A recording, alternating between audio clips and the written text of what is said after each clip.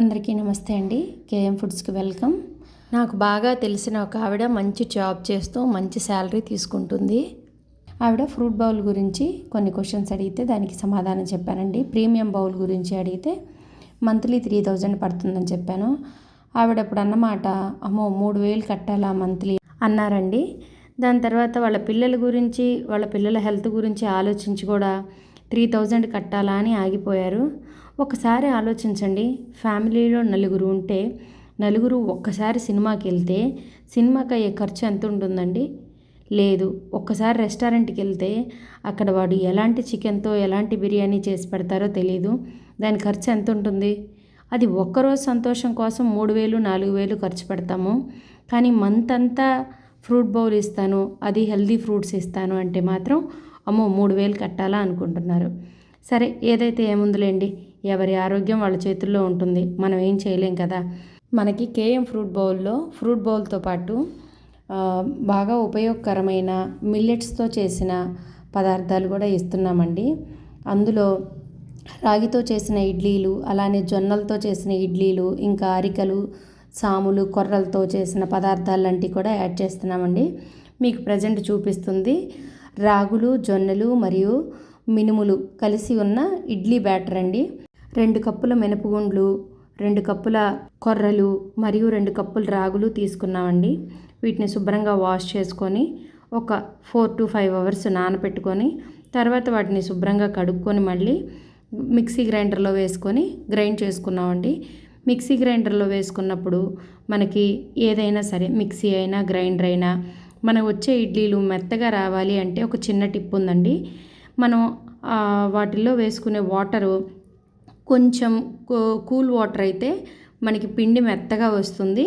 అలానే ఇడ్లీలు కూడా చాలా మెత్తగా వస్తాయండి. దోశలు వేసుకున్నా కూడా దోశలు కరకరలాడుతూ క్రిస్పీగా వస్తాయి.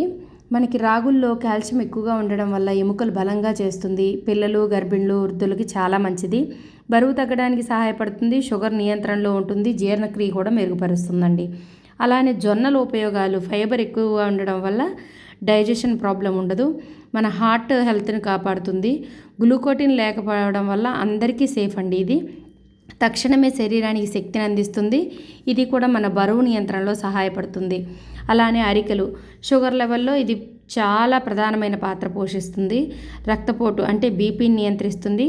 శరీరానికి తక్కువ క్యాలరీలతో ఎక్కువ శక్తి ఇస్తుంది. మెయిన్గా కిడ్నీ ఆరోగ్యంగా ఉండడానికి అరికలు మంచిదండి. ఇది బాడీ డీటాక్స్గా కూడా పనిచేస్తుంది. అలానే కొర్రలు డయాబెటీస్ నియంత్రణకు ఇది మంచిదండి. ఇది సేమ్ హార్ట్ హెల్త్ని కాపాడుతుంది. ఫైబర్ ఎక్కువగా ఉండడం వల్ల జీర్ణక్రియ ఉపయోగపడుతుంది.